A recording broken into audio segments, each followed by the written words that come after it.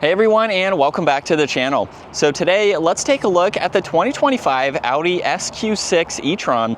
This model also features the Prestige package as well. It's finished off in glacier white, and the MSRP is just over $84,000 with all of the options featured for this model. Now, this is a full EV from Audi, and let's start underneath the hood where we have storage. We do not have an engine for this model, of course, but this is the only way to gain access to the storage up front. You have to use that control underneath the driver footwell.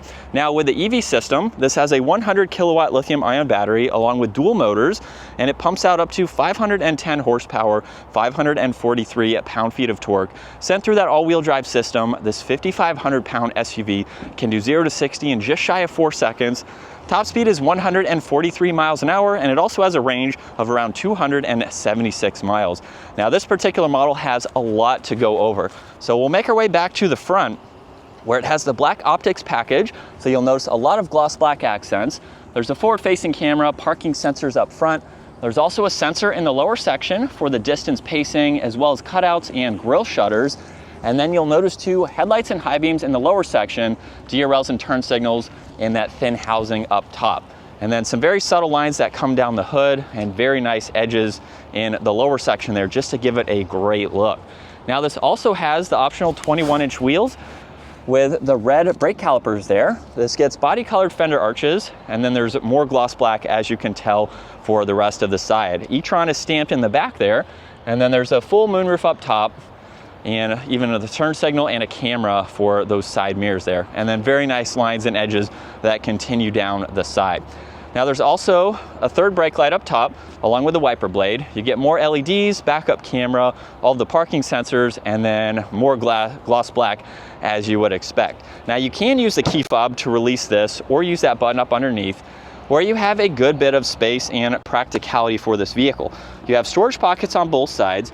You even have an adaptive suspension, so you can actually raise and lower the rear of this vehicle depending on the items that you would like to load. Makes it much easier. And you can also fold down the back seats by pulling on those tabs. Now, you do also get a little bit of storage underneath the floor, and then you have two buttons up top. So you can either close it or lock the vehicle as well. Now, if you do lock the vehicle, you can just grab any door handle and it will unlock. Now, this model also has leather Alcantara Bang & Olufsen, and you get storage down below, and the solid red leather seats, which you can also fold down from here too. So you have two different ways that you can do that. Now, this also has a good bit of space at 5'10". You get storage pockets, you get heated rear seats, temperature adjustments, and vents. And then in the middle, you have the armrest with cup holders.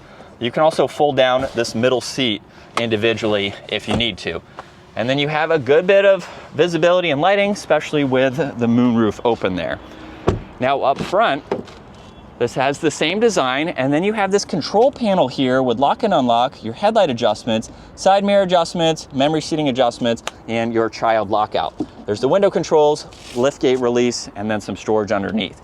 Now, this also gets massaging front seats, and they have a really nice design to them with all of the gray stitching. There's also an adjustable leg support, so you can pop that out as needed.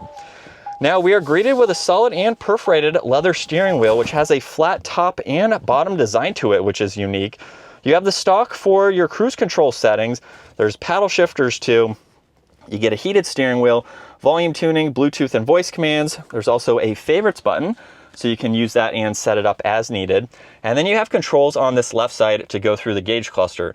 You have a view button, so you can actually hide some of that information on both sides. And then you can use this button on the left side to go through information on this left.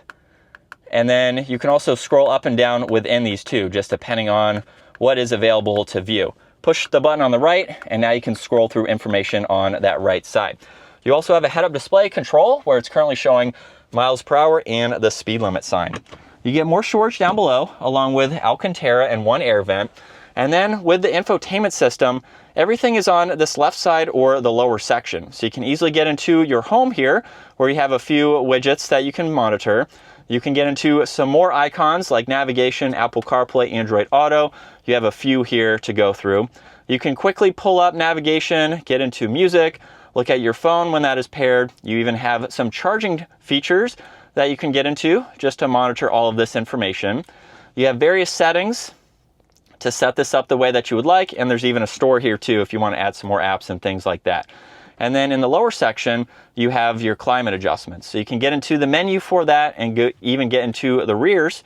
So you can adjust all this information. You have temperatures, heated seats, and then off there too. More Alcantara underneath that with air vents and auxiliaries.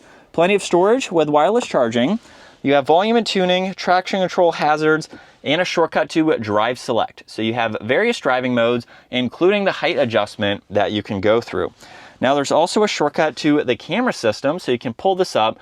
You even have a full screen angle that you can view too. Now with this in drive or reverse, you'll actually notice that the camera is going to work its way to the left or the right with the steering wheel fully locked in either direction, just to give you a little bit more visibility. And then you also have some other shortcuts and different angles that you can get into. Now you do have some driver information that you can turn on and off. You have reverse, drive, and B. B is for the regenerative braking system. You also have park, cup holders, a little bit of storage. You get more storage in the glove box. And then your passenger also gets their own screen where you can go through a lot of this information here, which is very helpful. So while this screen is curved towards the driver, you can pretty much gain access to everything from that passenger side. Now you get garage door buttons up top, and then you have controls for the sunshade, sunroof, and dome lights. And then here's a look at visibility. It's very easy to see. You have quite a lot of glass for this SUV. And we're back in dynamic mode. Here we go. Just a mild acceleration. With its 0 to 60 time right around 4 seconds, that's pretty adequate or respectable for this 5,500 pound SUV. So it's definitely not a slow car, especially for its weight. You can get up and move.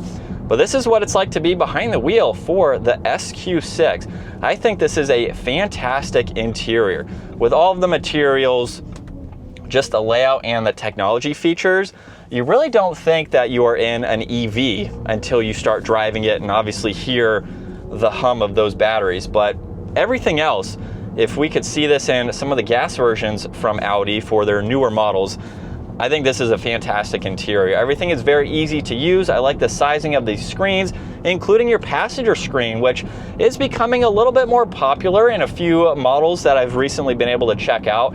By far, I think that has the most information that your passenger can go through. So that is nice, just if they want to use that and go through that tech. But this is a really comfortable place to be. Seats are also very nice. We have the height adjustment too. So at my height, 5'10", I have probably 4 inches or so of headroom. And then of course you can raise and lower this depending on your height. So you can be much taller than me and fit in this smaller size SUV, which is a great bonus if you're not looking for a large vehicle. So this is going to be something that is easy to drive, easy to maneuver in parking lot situations.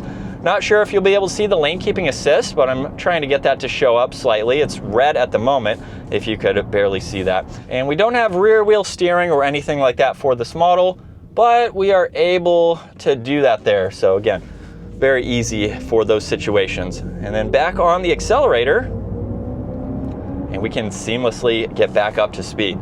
If you are in the market for an EV, this Audi I think is definitely my favorite so far of the EVs that are available. And of course you don't have to go with a fully spec'd model. You can go with a Q6 too if you're not looking for additional power, a little bit more range in that model as well. You have so many different options to go with for this latest EV from Audi. So that's going to wrap it up for the 2025 SQ6 E-Tron. Once again, huge shout out to Audi Northlake for providing this for me today. Take a look at their website, give this video a huge thumbs up if you enjoyed it, and consider smashing that subscribe button so you can stay up to date with our daily uploads. I will see you all in the next video.